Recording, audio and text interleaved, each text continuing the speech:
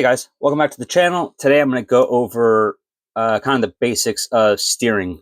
My steering was a little bit loosey-goosey and needed some replacing anyhow. So there you go. And this is an 8795 YJ. Some CJs may be the same. I don't know about TJs. I have a YJ. I just see a lot of questions on forums, stuff like that, about blinkers, crooked, straightening out the steering wheel, this, that, and the other. So, and I figured I'd make a good video on what does what and why. So let's learn the basics down below. We have the pitman arm, we have the drag bar, also known as a drag link. We have the tie rod, which ties the wheels together, and the damper, which basically dampens things, but you can think of it kind of like it fights against the power steering, so to speak. It dampens how much you feel through the steering wheel and vice versa, right? And then we have the sway bar links. I replaced my sway bar links and all that jazz just because I was down there. Same with the damper. But what I really feel lacks is the actual knowingness of what these things do. So I'm going to try to explain it like a third grader. So here we go. We got our two wheels. We have our axle, right? And the wheels can flop around. And then we have our tie rod. The tie rod ties the wheels together. And if you have it too long, you have outward. If you have it just right, they're straight and they're happy. If you have it too short, you get what you call toe-in.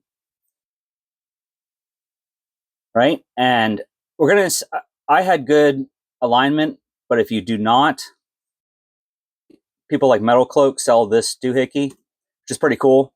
So you take out the wheels and you measure it, and supposedly you want a 16th to an 1/8 inch of toe-in. You can Google that on your own. I think different people have different theories on it. But let's get back to what does what. The blue is the drag link. The drag link drags the tie rod back together, or back and forth, left to right, right? It drags it. That's how I remember it. Now I just add in a pitman arm and our blinkers. So as you turn, it hits the blinkers evenly, correct? Now, mind you, the blinkers are not down there, okay? I'm just doing it for visual purposes. That's how I explain this. Then you add in your steering wheel, right? Everything's straight. Everything's good. When you turn the wheel, you evenly hit the blinkers. Left, right, right, left, whatever. So what happens when you get lifts, you get out of alignment, it's that and the other. You have to change things. Some people will change their drag link. And that's where you get this, a crooked steering wheel, and you turn all the way one side and it turns off the blinker. The other one barely turns, or the other blinker turns off with barely a turn. So if it's short, what people do is, and everything's straight, everything's driving straight, except for your blinkers, they take off the steering wheel and replace it. So now you have straight steering wheel and straight wheels, but your blinkers are all whacked out. Same with if your drag link is too long. You get the exact opposite, just the left turns off sooner and the right takes longer to turn off. All of that is incorrect. So you want to have everything straight, your pitman arm parallel with the frame evenly, and also your wheels, of course. And this way, your blinkers in turn in your steering column will be even as well. And then the steering wheel is the last thing to straighten up. So you want everything down below straight and parallel, right? Hopefully that makes sense. So here we go back over again. You can see how the pitman arm, now you kind of understand it. The pitman arm is directly tied to your steering wheel and your blinkers, right? And the pitman arm goes to the drag bar or the drag link, which then controls the tie rod back and forth, right? So here, when I installed it, now I'll go over just the tools you need, stuff like that, because trust me, you don't really want to see me install this 4 hours of this. Like, why, dude? I'd use a fucking vice grip on that shit. So you can't bolt it together. It's a bolt without a fucking bolt head. Yeah, it was a lot of cussing and stuff. So what you need for this job is a what they call a pickle fork, which is that. It's kind of like a wedge design for these because they're canicular. So when they go into each other, they're very tight fit. And after years, good luck getting them off. So the pickle fork helps you hammer the shit out of it. Then you have 19 millimeter, new cotter pins. The tie rod, there's different styles. My old one was only threaded on one end. The other end was solid. My new one is not like that. My new one has both ends threaded. Your drag link will have both ends threaded, right? That's the drag link I got. And then that's a damper I got, just in case you were wanting to see. I don't actually know where I got my tie rod. I bought it years ago. Just never installed it till now. So then to straighten up, if you get all that done, you have, and again, don't worry about your steering wheel. It's the last thing, if at all.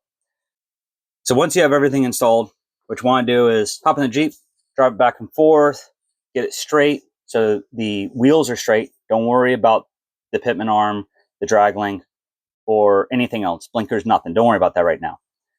Get it straight, and then you adjust your drag link, right? And what I did is to see if it's going left or right as I turn it, either direction. I got two phones and I used Google Meets because I use Gmail for business and stuff. Then I could see what's going on inside the Jeep as I was turning the drag link. Right? So there you go. If you're alone, this is the easiest way to do it. You can pick up a phone on eBay nowadays, an Android for like, I don't know, like $100. And it really helps out if you do a lot of this stuff on your own.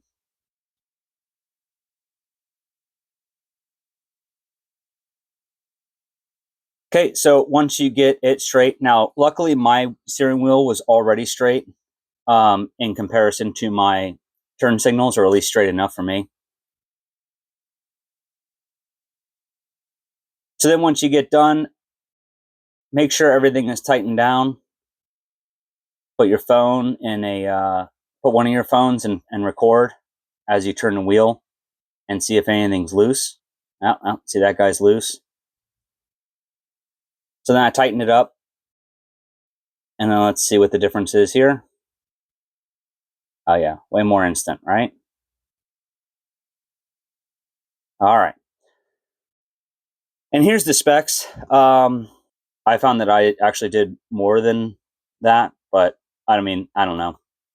You know, again, hop in if you're alone, have a phone record as you hop in and go see, you know, and turn it back and forth. See what moves. Make sure everything's nice and tight.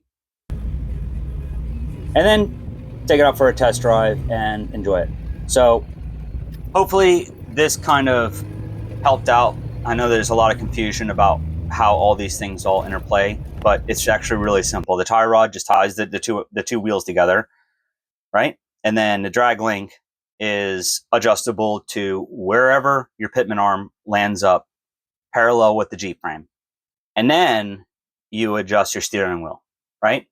So that's the order, okay? Just follow that and you won't be chasing your own tail. Way back in the day, I did straighten out my steering wheel and then I was just chasing my own tail. And I watch YouTube vids and they explained it fairly well, but you have to, like, it kind of twists up your mind when you think about it too much. So that's why I explained it like, you know, like a third grader on a pin board. So you actually see the physics of what's going on.